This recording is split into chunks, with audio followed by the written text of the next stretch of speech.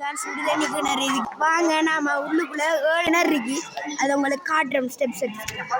Full and full தண்ணி சுடும். கீழே பார்த்தோம் பாருங்க தண்ணி எவ்வளோ வந்து பாருங்க.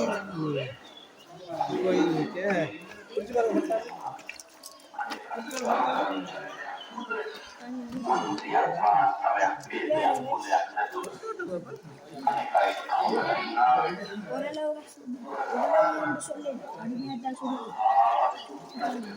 வச்சிருவோம்.